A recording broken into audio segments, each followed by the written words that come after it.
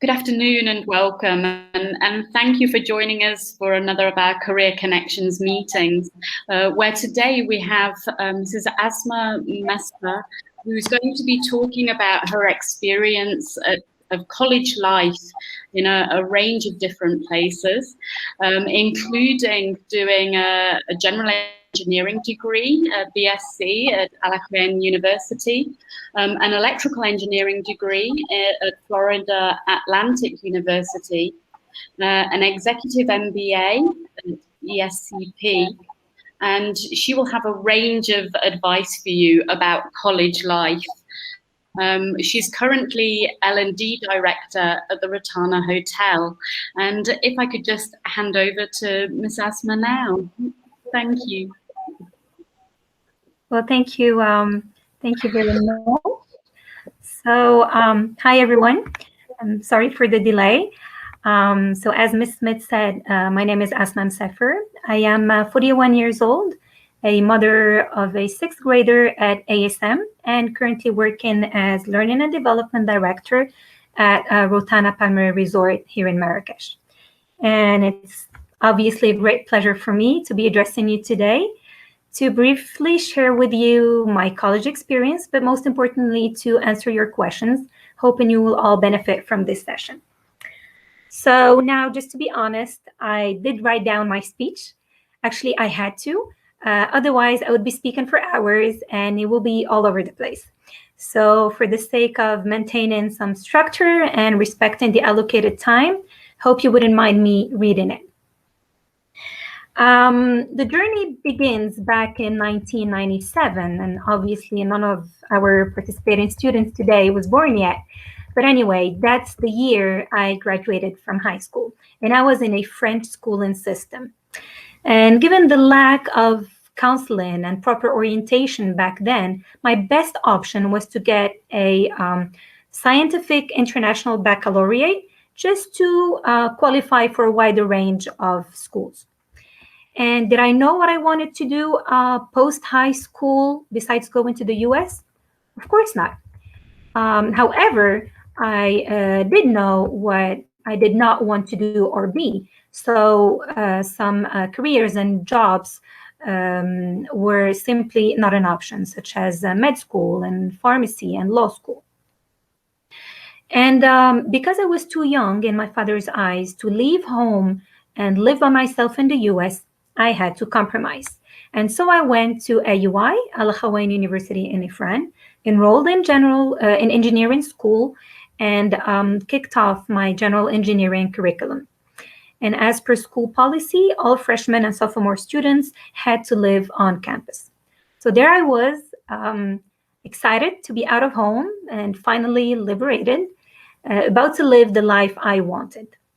But that fall 97 was anything but a breeze. The truth is, adapting to this newfound reality was quite tricky, with a number of challenges to overcome.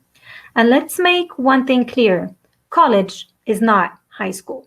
It requires a lot more effort and a lot more personal responsibility. So topping your challenges list would be definitely adapting to the new workload. Yeah. Academic challenges are always anticipated by a majority of freshmen, as it is said. But believe me, no one anticipates the magnitude of the workload. The amount of reading, the prep work before class, the length of research papers, pop-up quizzes, assignments, and much more, concentrated in quite a short time span. And the textbooks, you had to know them as if they were your most favorable novel. Professors are less lenient in college, and they will pile on work, and the 5 of them, because you would be taking roughly 5 to 6 courses to meet the minimum number of credit hours as a full-time student. So staying on top of your work is crucial, because that quiz you failed because you spent the night out partying, that will go against your GPA. And your dear professor is not going to drop any grades. So day one in college, you should shift your mindset and be disciplined and dedicated. Well, guess what, guys? I was not. I fell right in the trap, and we were quite a few. And naturally, with no one to look after me anymore, I made a couple of bad decisions. I did not make nor stick to a schedule or a study guide. I could not keep up with assignments and projects as the pace was quite high. I did not set boundaries. I was constantly juggling my academics with my personal life. I totally lacked balance between my fun time and my need for sleep.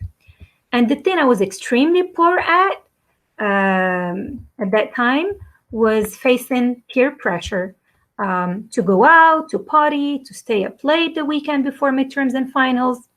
But what? No one wants to risk social isolation. I was not ready for that. And let's talk about dorm life.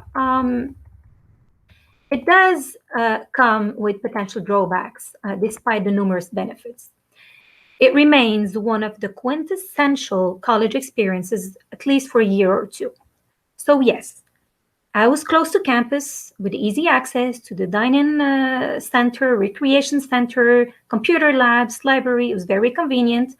Did not have to worry about driving back and forth, finding a parking slot, and meeting new people and building a network of acquaintances was facilitated. And I felt safe, which was essential to me and to my parents. And I truly appreciated this sort of soft transition into adulthood. But what made living in a dorm not that great all the time, from my perspective, could be summarized in three major things: the lack of privacy. Your roommate, guys, sees, hears, and knows everything about you. The constant distractions, loud music, slamming doors, friends stopping by every 5 minutes, and the rules and regulations, because there is a whole lot of restrictions on items you can bring, on visitors, activities. So it became clear that this tiny room was not home away from home. So, long story made short, I was that close to being on academic probation, my worst GPA ever. And because it happened at the beginning of my study program, it was much harder to raise my overall GPA later on. So I had to get back on track quickly and take full responsibility for my failure, as well as every single one of my future decisions. It did not happen overnight, but I started developing some healthy habits relying on newly acquired skills. Skill number one, staying true to my study guide. Skill number two, keeping everything balanced. And that is essential to remain sane and cope with the high level of stress. And skill number three, say no. Come on, guys. It can't be that hard. No, I'm not going out tonight. No, I really can't miss class today. No, I will not go to bed till I complete and submit my assignment. No, I can't do this on my own. I need help. No, thanks. One beer is enough. See? And once you get the hang of it and you understand the tricks and how things are done, you can get ahead of the game and it falls naturally into a routine. If you could remember the rule of the 5 Ps, that would be great. 5 Ps is a concept that you learn usually in marketing, but it applies to a wide range of life situations. So here it goes, your 5 Ps. Proper preparation prevents poor performance. Again, proper preparation prevents poor performance. And that's key to survive in college. And so, just as I was getting comfortable, I transferred to Florida Atlantic University in spring '99 and majored in electrical engineering. Not an easy one, I know. But when I arrived to Florida, I was confident as I planned to capitalize on my previous experience at Al Hawaii. I was ready, well prepared, right? My 5 Ps, well prepared. Yeah, well, that's what I thought. Until a new range of challenges hit me in the face and made my first months memorable in not such a good way. So, just to name a few, first new challenge is that I was now in a different country, thousands of miles and several time zones away from home. So, places, buildings, Street names were new to me. And I thought I was perfectly trilingual. I couldn't even understand the local accent. And for the first time of my life, I was facing such a large number of nationalities, background, ideologies. It's very destabilizing. And I spent sleepless nights wondering how I can fit in all that. Second new challenge is that I was now in a much bigger university campus. And if you guys think that getting from one classroom to another on time was harder than high school, wait until you land on a campus stretching over hundreds of acres. I had to carry the campus map with me for weeks before learning the campus layout and memorizing the bus routes. And you want to know what my worst nightmare was at the end of an exhausting school day? Remembering where I had parked my car when I arrived in the morning. Last but not least, I was living in my apartment alone. Yes, finally, independent. But you do understand what that means, right? I had to manage money, pay bills for the first time in my life.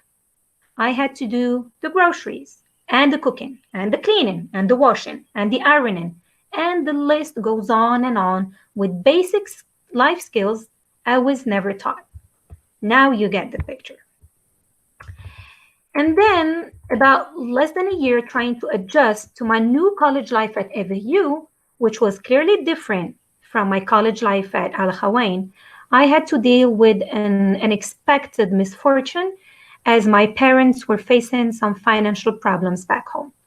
So I had to consider every opportunity to cut costs and contribute to cover my expenses.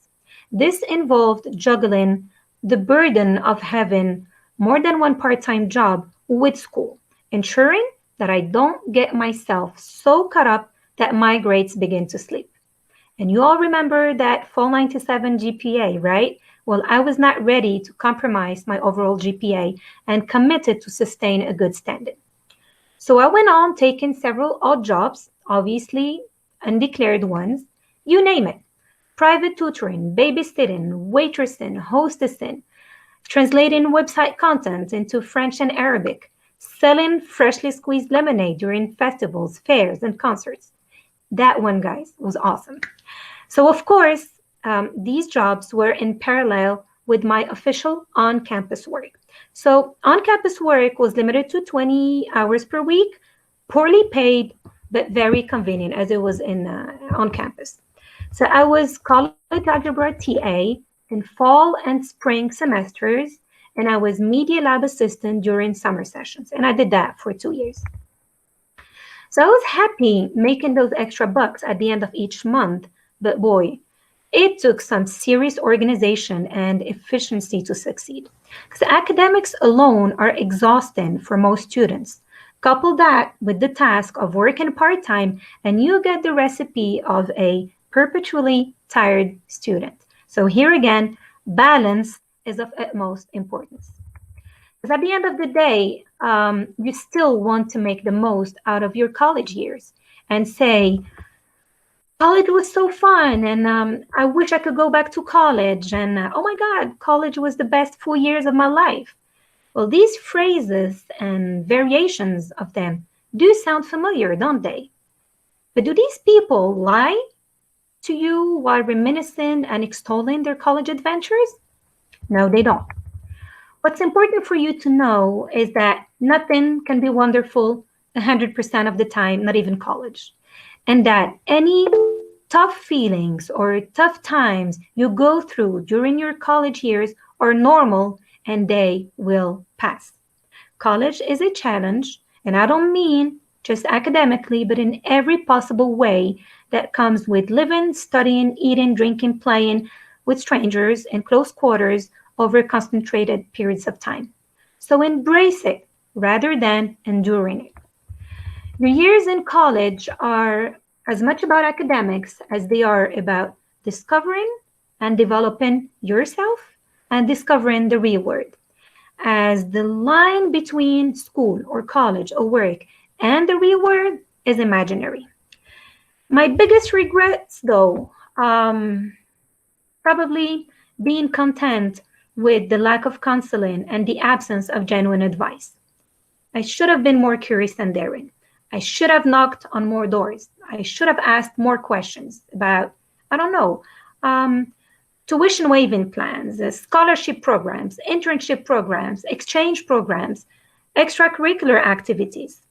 I should have saved money not to eat at that fancy restaurant, then brag about it, or buy that sexy bikini, but to travel, to go places, to meet people, to participate in seminars and conferences. Life is not about collecting things, it's about collecting memories and treasured times. Now, I would like to end quoting Michelle Jones on one of her TED Talks. And Michelle Jones is a higher education professional who challenged the US college system and came up with valid alternatives to how we could do college better. So she says, education is an investment that we share because it is our chance to make the world better. What you choose to do with your life matters to more than just you. I believe you are extremely lucky and blessed to be able to choose. And my advice to you, believe in yourself, dare to choose and be responsible. You will make a couple of bad decisions, but that's right. It's part of the learning process. Just do your best and try to keep it fun. Thank you very much for your attention, and I'm happy to answer your questions about my college life as well as my next steps beyond college. Thank you so much for all of that advice. Really great tips all the way through. Elias Shabani has a question for you. How did you start finding your way to organize yourself?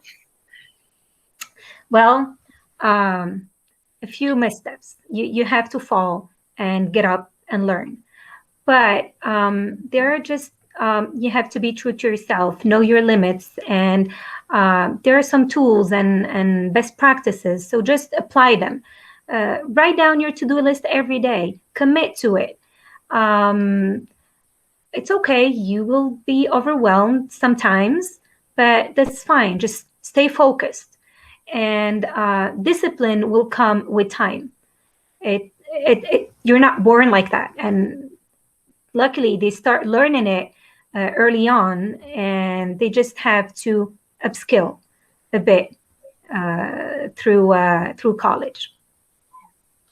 Yeah, it was interesting hearing about how you managed to develop and acquire that discipline through your period of time at college, and through all of those trial and errors, and really managing to work things out in that way. I'm interested in knowing, you chose electrical engineering. Why electrical engineering? What is it about that? I don't know if I should say that. But I mean, I promise to say the truth, only the truth, and it actually caught me by surprise, because the deal with my dad was to go through Al Hawain, but very temporary, just a year, just to, kind of a soft transition before going to the US. And at Al Hawain, they only had computer science and computer engineering. And because it was my dream to go to the US, so while I was preparing my dad and early on in the process, well, I told him, I said, you know what, Dad, I can't stay at Al Hawain. Now we got to take this seriously. I can't stay here. And he said, why? So I said, well, the only options I have, don't interest me. I'm not passionate about computers. And there he popped the question that I was not ready to hear. So what are you passionate about? I had to answer. So there it was, like electrical engineering. It could have been ocean engineering or nuclear engineering, but it came like that, and I had to stick to it. Because again, I wanted to show my dad that I was becoming an adult and I was responsible. So I said it, and I had to stick with it for the rest of my engineering curriculum. And it was not an easy one. I was in the classroom, half of the classroom were from China, Taiwan, and the other half was from India, Pakistan, and I was there, the only girl in electrical engineering. And yeah, had to do it, had to stick with what I said, and had to make it to deans and presidents list, and all the way till getting that recognition and award for the most outstanding undergraduate achievement by the time I was completing my senior year. Wonderful. So you transitioned now to your current position, and why that transition from electrical engineering? Truth is, it was not planned. And that's what people need to realize. Regardless of how you map it out on paper, things just pop up. And that's a skill that we all need today to be agile. So, just about my professional path, I started working on a silver mine in the Moroccan desert for 2 years as head of electrical maintenance workshop. So, yes, very coherent with my academic background. And after 2 years, I moved back to Casablanca, needed a bit of civilization, couldn't stand the tough weather in the Moroccan desert anymore. And so I joined Procter & Gamble as customer business development. So basically, I was part of the sales force for 2 years. And then I met my husband, my ex-husband, and I went to Paris. And I said, you know what? It's time for a master's degree. So I set the bar quite high and aimed at ESCP, EAP for an executive MBA. After my executive MBA, I was hired at Colgate-Palmolive in Paris in marketing. So I was actually assistant category manager for oral care products in the North Africa, Middle East region. Then after 2 years, I got pregnant, had Lilia, then came back to Morocco.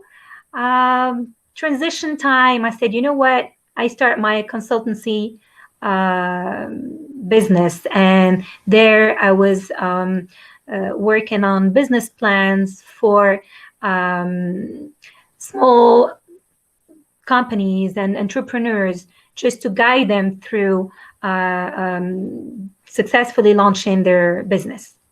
Then, for personal reasons, I ended up at my parents' house in Marrakesh. So then what? You're in Marrakesh, you have this massive background, and what do you do in Marrakesh? What's booming in Marrakesh? Hospitality business. So you have no choice. And you should not be afraid of starting from zero, because you actually never start from zero. So I had to give it a shot, and hospitality business. Then I had an amazing GM at Mandarin Oriental, and on my interview, he said, you know what? You should be an L&D. I didn't even know the acronym. What does that mean, L&D? So he said it's learning and development. It's part of HR, but it's essential position to set the company culture, to work on developing talents and succession planning. And so I said, if you see me in that, let's go for it. And that's how I ended up in L&D, and it's amazing. I love it. I love being in my training room with my colleagues, developing them, changing their lives, adding value to how they do things and how they perform. And I just love it. And it was absolutely not planned. I can totally understand that passion for learning and development. Absolutely. I don't know if anybody else has any other questions that they'd like to ask. I don't have any question, but I just wanted to say thank you for joining us today and sharing your very personal story. I know it's professional, it's career connections, but I think what I perhaps heard strongest in your message was the personal side of it. And I think that really that's where the connection is with the students as they're trying to navigate these waters into their future. And I think one of the messages that you shared with us today that resonated, at least with me, is falling down and picking yourself back up, not once, but it seems like in different ways. Maybe you didn't explicitly state it, but how you've had to reinvent yourself in different ways, in different places. And I think that's just a testament to this theme. It's one of our values here, and that's perseverance. I see that again and again in everything you said and shared with us today. And I just want to say thank you for living one of our values and what we inspire to achieve in our daily lives as students and colleagues, professionals here. So thank you for your time.